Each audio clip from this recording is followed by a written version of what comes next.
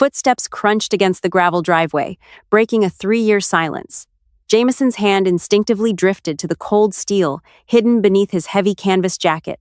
Nobody visited the isolated cabin, ever. Beside him, his Belgian Malinois bared its teeth, mirroring his master's paranoia. Then, the stranger spoke a single, impossible word. Jamison Barnes existed on the absolute ragged edge of society, deliberately tucked away in the deep, unforgiving woods of northern Idaho. The nearest town was a 40-minute drive through winding, treacherous logging roads that were impassable for half the year. That was exactly how he wanted it.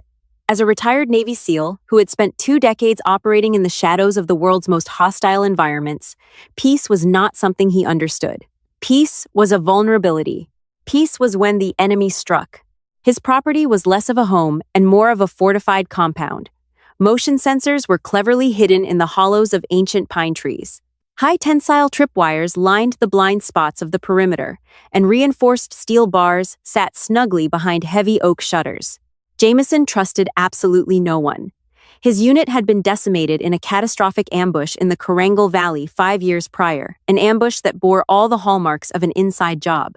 Someone had leaked their coordinates, and Jamison was the sole survivor. He had returned to American soil with a chest full of shrapnel, a fractured spine that sent agonizing lightning down his left leg, and a soul crushed by survivor's guilt. His only companion was Kaiser. Kaiser was a heavily muscled, 70-pound Belgian Malinois with a coat the color of burnt timber and eyes that missed nothing. Kaiser was a retired military working dog, honorably discharged after taking a grazing bullet to the shoulder during a raid in Fallujah. The dog was highly trained, aggressive on command, and unconditionally loyal. Together, man and dog operated on a strict, silent routine. They patrolled the perimeter at dawn and dusk. They ate in silence. They slept with one eye open.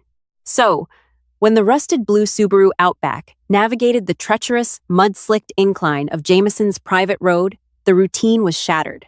Jamison stood on his covered porch, the relentless autumn rain drumming against the tin roof. The chill in the air bit at his joints, making the old shrapnel ache furiously. He leaned heavily on his custom-carved wooden cane, though his right hand remained inside his coat pocket, resting on the grip of his customized 1911 pistol. Kaiser stood perfectly still beside his left knee, a low, rumbling growl vibrating in the dog's chest. The car engine sputtered and died. The driver's side door creaked open, and a woman stepped out into the freezing rain. She looked to be in her mid-30s, wearing practical, waterproof hiking boots, dark cargo pants, and a thick crimson rain jacket. She grabbed a heavy black medical bag from the passenger seat and slammed the door shut. She didn't look like an assassin. She didn't move like a government operative. But Jamison knew better than to trust appearances. Deception was the most effective weapon in any arsenal. "That's far enough," Jamison barked, his voice rough like coarse sandpaper from years of disuse. The woman stopped exactly where she was, standing in the pouring rain. She didn't flinch. She didn't cower. She simply looked up at him from beneath the brim of her hood. "Mr. Barnes?" she called out, her voice remarkably calm and steady, easily piercing through the sound of the downpour. "I'm Cecilia Jenkins. I'm a registered nurse, contracted through the Veterans Affairs Specialized Home Care Division. Your primary care physician, Dr. Eris Thorne." "I don't have a primary care physician," Jamison interrupted harshly. "And I didn't request a nurse. You need to turn your vehicle around and drive back down that mountain before the road washes out." Cecilia stood her ground. Rainwater cascaded off her shoulders. "Dr. Thorne has been reviewing your files remotely, Mr. Barnes. Your last mandatory medical check-in was over 18 months ago. The VA has flagged your file due to the severe spinal trauma and heavy metal toxicity indicated in your previous blood work. I am here to conduct a mandatory wellness check and assess your mobility. If you refuse, they will suspend your disability benefits and dispatch local law enforcement to perform a welfare check. I figured you would prefer a quiet visit from a single nurse over a convoy of deputies." Jamison's jaw tightened. She was right. The last thing he needed was local cops snooping around his property, triggering his tripwires, and asking questions he had no intention of answering. A visit from law enforcement would compromise the absolute operational security of his cabin. "Kaiser," Jamison muttered sharply. "Stand down." The Malinois instantly ceased his growling. though his ears remained pinned back in deep suspicion. 5 minutes, Jamison said, stepping aside slightly to allow her access to the porch. You take your vitals, you fill out your little clipboard, and you leave. If you wander off into any other room, I will consider you a hostile threat. Do we understand each other?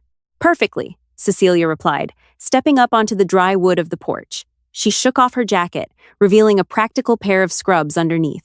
Her eyes swept over Jamison, not with fear, but with a clinical, piercing observation. She noted his leaning weight, the pale, grayish tint of his skin suggesting chronic pain, and the subtle, protective way his hand lingered near his hip. Jamison led her into the front room. The cabin was Spartan, impeccably clean, and devoid of any personal touches. There were no photographs, no awards, no medals on the wall, just survival gear, neatly organized books on military history, and an agonizing silence. Cecilia set her bag on the wooden dining table and unzipped it. As she worked, wrapping the blood pressure cuff around his arm, Jamison studied her. Her hands were steady, calloused, not the soft hands of someone who spent their days in sterile hospital corridors. Her eyes constantly scanned the room, absorbing exits, assessing the structural layout. It was subtle, but Jamison had spent his life reading people. She was checking her corners. Your blood pressure is remarkably high, Mr. Barnes, Cecilia noted quietly, scribbling on a chart. 160 over 100. Are you experiencing any localized numbness in your extremities? Just the usual, Jamison lied smoothly. In truth, he couldn't feel 3 toes on his left foot, and the pain radiating from his lower back had kept him awake for 4 straight nights. And your pain management? I manage. Cecilia looked up, meeting his hardened gaze. Toughing it out isn't a medical strategy, Jamison. The shrapnel near your L4 vertebra isn't going to magically dissolve. If the scar tissue continues to build, you could lose all motor function in your legs within a year. Jamison snatched his arm back, tearing the Velcro of the cuff open. We're done here. You have your assessment. Get out. Cecilia didn't argue. She calmly packed her instruments, zipped the bag, and picked it up. As she walked toward the front door, Kaiser suddenly stepped into her path. Jamison tensed, ready to issue the recall command, but Kaiser didn't growl. Instead, the dog sniffed Cecilia's pant leg intensively. Cecilia stopped. Slowly, deliberately, she lowered her hand, keeping her palm flat and open. Kaiser sniffed her hand, and then, to Jamison's absolute shock, the battle-hardened Malinois gave a soft whine and nudged his heavy head under her palm, demanding affection. Jamison was paralyzed with disbelief. Kaiser hated strangers. Kaiser had nearly torn the arm off a delivery driver a year ago. Cecilia stroked the dog's ears gently. Good boy, she murmured. She stood back up, looking at Jamison. I'll be back on Thursday, Mr. Barnes. We need to run a blood panel. Before Jamison could object, she walked out into the rain, got into her Subaru, and drove away, leaving Jamison staring at his traitorous dog in profound, unnerved silence. Thursday arrived with a biting frost that coated the pine needles in a layer of jagged ice. True to her word, Cecilia's Subaru crawled up the driveway at exactly 0800 hours. Punctuality was a trait Jamison respected, though he loathed to admit it. He had spent the last 3 days falling down a paranoid rabbit hole. He had booted up his heavily encrypted satellite laptop, a relic from his active duty days, and scoured public databases, medical registries, and social media footprints. Cecilia Jenkins existed. She was a registered nurse in the state of Idaho. She had an apartment in Coeur d'Alene, no criminal record, no outstanding debts, a completely unremarkable digital footprint. It was almost too perfect. A ghost profile. Real people had messy digital lives. They had unpaid parking tickets, embarrassing photos from college, a trail of digital exhaust. Cecilia's record was clinically clean. Jamison decided to escalate his defensive posture. If she was a spy, a mercenary hired by the people who sold out his unit, or an investigative journalist looking for a scoop on the crazy hermit seal, he was going to expose her. Before she arrived, Jamison set 3 subtle traps. First, he placed a single strand of clear fishing line across the hallway threshold, 3 inches off the ground, just high enough to trip someone who wasn't paying attention.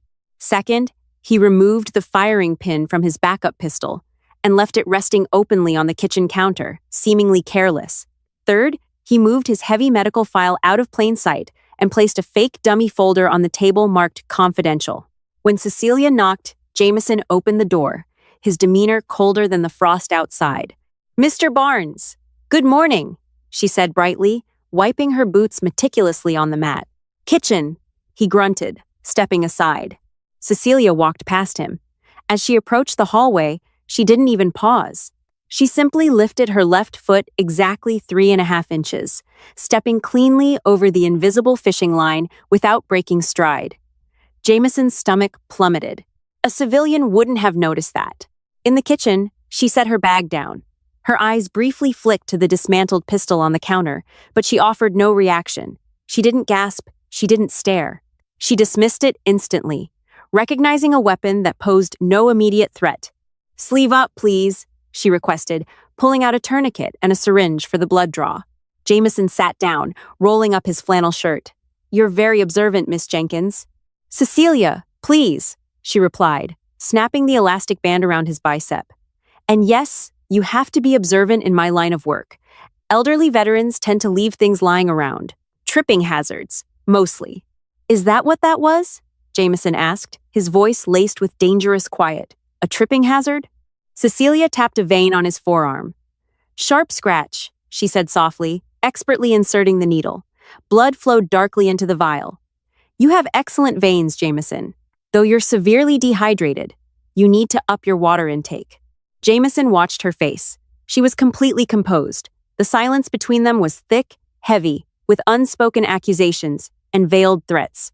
Kaiser padded into the kitchen and sat directly beside Cecilia's chair, leaning his heavy body against her leg. "Traitor," Jamison muttered under his breath. Cecilia smiled faintly, swapping out a full vial for an empty one.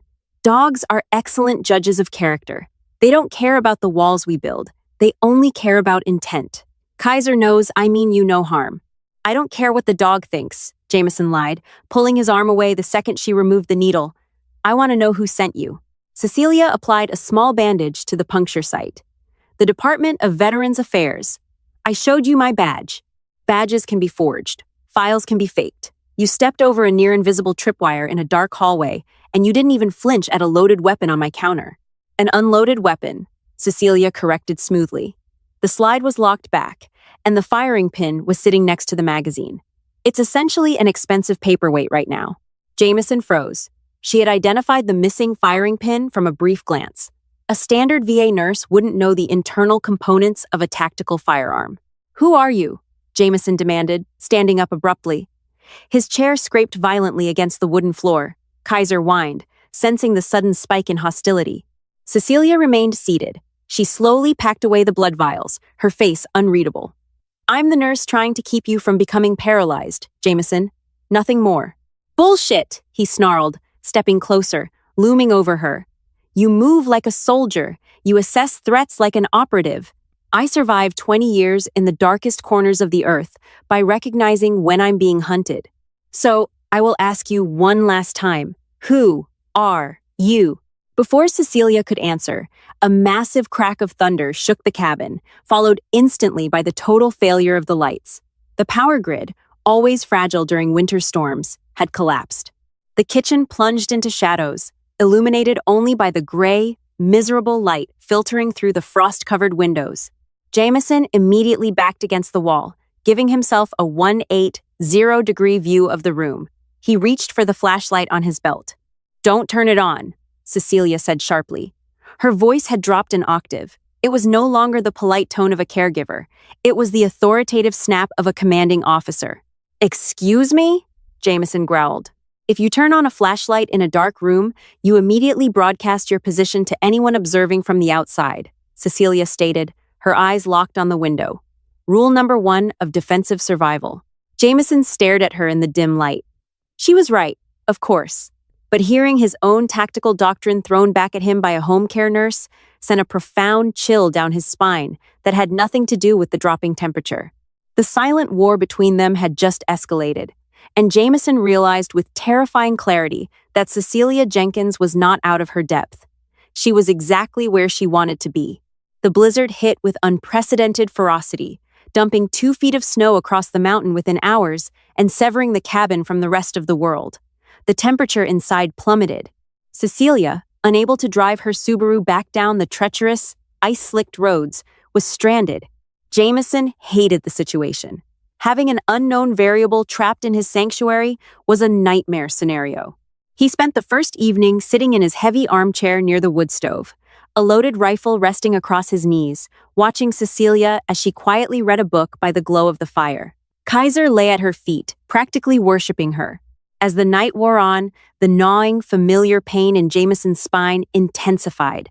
The cold always made it worse. It started as a dull ache and rapidly evolved into a blinding, searing agony that felt like shattered glass grinding against his nerve endings. He tried to hide it, locking his jaw and staring blankly ahead, but his body betrayed him. A cold sweat broke out across his forehead, and his breathing became shallow and ragged. Cecilia looked up from her book. She didn't ask if he was okay, she already knew he wasn't. She placed her book down and walked over to her medical bag. "Don't touch me!" Jamison managed to grit out, his hands gripping the armrests of his chair so tightly his knuckles were white. "You are going into neurogenic shock," Cecilia said calmly, pulling a pre-filled syringe from a protective case. "Your heart rate is accelerating, your blood pressure is spiking, and if you don't let me administer this anti-inflammatory and muscle relaxant, you are going to pass out, hit the floor, and potentially sever the remaining nerve connections in your lumbar spine," I said. "Stay back," Jamison wheezed, his vision blurring at the edges. Cecilia ignored him completely. She stepped into his personal space, slapped his shoulder to distract the nerve pathway, and expertly drove the needle into his deltoid muscle, injecting the medication before he could even raise his hand to stop her. "You," Jamison gasped, shock overriding the pain for a split second. "Breathe, Barnes. Just breathe," she commanded softly. Within minutes, the agonizing fire in his back began to dull, replaced by a heavy, lethargic numbness. His head fell back against the chair. He felt weak, vulnerable, the two things he despised most. As his consciousness drifted, hovering on the edge of sleep, he heard Cecilia moving around the room. She was checking the locks on the heavy iron shutters. She was pacing the floor, her footsteps deliberately light. Then, he heard her speaking to the dog. "It's okay, buddy," she whispered to Kaiser. Then, she began to hum a tune. It was faint, barely audible over the howling wind outside, but Jamison recognized it. It was an old, obscure Irish folk song, The Parting Glass. It was the song his spotter, a giant of a man named Danny O'Connor, used to hum right before a night op. Danny had died in the ambush 5 years ago. Jamison's eyes snapped open, his heart pounding in his chest. How could she possibly know that? Before he could demand an answer, a sound pierced the storm. It wasn't thunder. It wasn't the wind. It was the sharp, metallic snap of one of Jamison's perimeter tripwires triggering. Instantly, the cabin atmosphere shifted. Cecilia stopped humming. She went perfectly still, her head tilted toward the front door. Kaiser leaped to his feet, a vicious, blood-curdling snarl erupting from his throat. "Front perimeter!" East side, Jamison forced out, fighting the heavy sedatives, dragging his brain down. He tried to stand, but his legs turned to jelly, and he collapsed back into the chair. Cecilia didn't panic. She didn't scream. She moved with terrifying, practiced efficiency. She immediately kicked dirt over the wood stove fire, plunging the room into absolute pitch-black darkness. "How many sensors do you have on that side?" Cecilia whispered, her voice barely a breath. "3, Jamison replied, his military training taking over despite the drugs. "They have to pass the oak tree to get to the porch."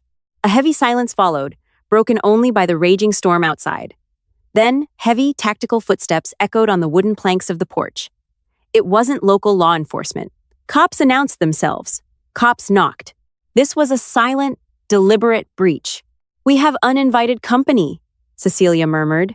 She moved seamlessly through the dark, crouching beside Jamison's chair. She reached down and effortlessly slid Jamison's backup weapon, the one he had replaced the firing pin in earlier that day, from its ankle holster. "Give me my gun," Jamison hissed, trying to grab her wrist. "Your motor functions are compromised from the muscle relaxant. You'll shoot the dog, or worse, you'll shoot me," Cecilia retorted, chambering around with a smooth, silent rack. Suddenly, the heavy wooden front door shuddered violently. A massive, concussive blast rocked the cabin as a breaching charge blew the deadbolt to splinters. The door swung open, and the freezing blizzard howled into the room, bringing with it a towering figure clad in winter tactical gear, holding a suppressed submachine gun. It was Tayson Gibson. Jamison recognized the silhouette instantly. Gibson was a private contractor, a brutal fixer for a rogue intelligence syndicate. Gibson was the man who had orchestrated the false intelligence that led Jamison's team into the Valley of Death 5 years ago. He was the loose end, and he had finally come to tie up the only surviving witness. Well, well, well. Gibson's voice echoed through the dark cabin, amplified by the storm. Look at the great Jamison Barnes, hiding in the dark like a rat. It took me 3 years to find this little off-the-grid paradise. Jamison tried to lift his rifle, but his arms felt like lead. The sedative was too strong. He was utterly helpless. Gibson flipped down his night vision goggles, a faint green glow illuminating his eyes. He raised his weapon. Time seemed to slow to a crawl. Jamison stared down the suppressed barrel of Gibson's weapon, a bitter resignation washing over him. He had fought so hard for so long, only to die sitting in an armchair, incapacitated by his own medication. He braced for the impact, closing his eyes, hoping Kaiser would survive the encounter. But the shot never came. From the absolute darkness to Jamison's right, Cecilia shifted her stance. She didn't raise her hands in surrender. She didn't beg for her life. Instead, she locked eyes with the towering mercenary, leveled the 1,911 pistol directly at his center mass, and spoke the one word that made the entire world stop spinning. Lazarus. The word cut through the howling wind like a razor blade. Jamison's blood ran cold. Lazarus. It wasn't just a biblical name. It was the ultra-classified exfiltration codeword for Operation Redline, the very operation that had gotten his team killed. Only 5 people in the world knew that codeword. 4 of them were dead. Jamison was the 5th. Gibson froze, his finger tightening on the trigger but failing to pull it. The mercenary's arrogant posture evaporated, replaced by genuine shock. "Who the hell are you?" Gibson growled, swinging his weapon toward Cecilia. "I am the consequence of your treason, Tayson," Cecilia said, her voice dripping with lethal authority. Before Gibson could pull the trigger, Cecilia whistled a sharp, piercing, two-toned command. Kaiser didn't hesitate. The Malinois launched himself from the shadows like a heat-seeking missile. 70 pounds of pure muscle and fury slammed into Gibson's chest. The mercenary screamed as the dog's powerful jaws clamped down on his forearm, crushing bone and forcing the submachine gun to discharge harmlessly into the wooden floorboards. Gibson thrashed wildly, trying to draw a combat knife with his free hand. "Get this beast off me!" he roared, slamming Kaiser against the wall. But the dog held on with terrifying tenacity, ripping through Kevlar and flesh. Cecilia didn't wait. She moved with blinding speed, closing the distance while Gibson was distracted by the dog. She sidestepped a wild swing of the mercenary's knife, grabbed his wrist, twisted it violently until a loud snap echoed in the room and drove the butt of her pistol viciously into Gibson's temple. The giant man collapsed to the floor, unconscious before he even hit the wood. The cabin fell silent, save for the raging blizzard outside and the heavy, ragged breathing of the dog. Kaiser stood over Gibson's motionless body, blood dripping from his muzzle, waiting for the command to finish the job. "Kaiser, out," Cecilia ordered firmly. The dog instantly released his grip, backing away, but keeping his eyes locked on the threat. Cecilia stood over Gibson, breathing heavily, the pistol still trained on his head. She reached into her pocket, pulled out a heavy set of tactical zip ties, and rapidly bound the mercenary's hands and feet. Only when he was fully secured did she turn back to Jamison. Jamison was staring at her, fighting the fog in his brain, utterly bewildered. Who are you?" he stammered, his voice weak. "How do you know that word? How do you know about Operation Redline?" Cecilia walked over to a heavy wooden cabinet, retrieved a kerosene lantern, and lit it. The warm, yellow glow illuminated her face. She looked tired, but the hardened edge in her eyes remained. "My real name is Cecilia O'Connor," she said softly, walking over to him. "Danny O'Connor was my older brother." Jamison's breath caught in his throat. Danny, the giant sniper who hummed Irish folk songs. The man who had died covering Jamison's retreat. "I was a counterintelligence analyst for the Defense Intelligence Agency," Cecilia continued, pulling a small medical kit to check Kaiser for injuries. When Danny's unit was wiped out, the official report said it was a Taliban ambush. But I knew Danny. I knew how he operated. He wouldn't have been caught off guard unless someone sold them out. She bandaged a small scrape on Kaiser's flank, the dog licking her hand affectionately.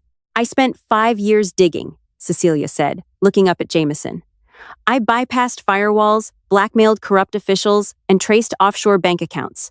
It all led back to Gibson and his private syndicate. They sold your patrol route to the highest bidder because your unit was getting too close to their opium smuggling operation. When I finally gathered enough evidence to burn Gibson to the ground, I intercepted a dark web communication. He had found you. He was coming to silence the last witness. Jamison leaned back in his chair, the pieces finally clicking together. So you forged a VA profile. You posed as a nurse to get close to me, to protect me. I posed as a nurse to keep you alive, Cecilia corrected, a faint smile touching her lips. The heavy metal toxicity in your blood is real, Jamison. You are a terrible patient, but I couldn't just warn you. You're too paranoid.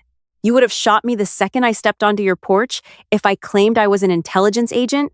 I needed you to let me in. I needed to be here when Gibson arrived so we could take him alive. She kicked Gibson's boots gently. With him in custody, we can dismantle the entire syndicate. We can finally get justice for Danny. For all of them, Jamison looked at the bound mercenary, then at the ferocious dog sitting obediently by Cecilia's side, and finally at the woman who had invaded his sanctuary and saved his life. For 3 years, he had trusted no one. He had built walls of steel and paranoia, believing that isolation was the only way to survive. But as he looked at Cecilia O'Connor, he realized that true survival wasn't about fighting alone in the dark. It was about trusting the right people to stand beside you when the darkness came. "You're a terrible nurse," Jamison muttered, a genuine, albeit exhausted, smirk crossing his face. Cecilia laughed softly, the sound warming the freezing cabin. "And you're a terrible hermit, Jamison Barnes. Now, hold still. Your blood pressure is still too high. If this gripping story of survival, betrayal, and unbreakable bonds kept you on the edge of your seat, hit that like button right now. Don't forget to share this video with fellow thriller lovers and subscribe to our channel for more intense, real-life inspired stories. Ring the notification bell so you never miss out on our next heart-pounding tale. Your support helps us bring more incredible narratives to life. Hi, my name is Tran Tan, the owner and manager of Noble Tales. After watching the video, retired SEAL trusted nobody and guarded his dog until the nurse spoke one word. I'd really like to know what you think. How did this story make you feel? What stayed with me was how even a small moment of understanding can begin to break through fear and isolation. Sometimes trust isn't built with grand gestures, but with patience, kindness, and the right words at the right time. Which scene meant the most to you? Have you ever had a simple conversation change the way you saw someone? If this story gave you something to reflect on, maybe let it remind you to approach others with a little more compassion and an open mind. I'd love to hear your thoughts in the comments, and if you enjoyed this story, feel free to like or subscribe for more stories from Noble Tales.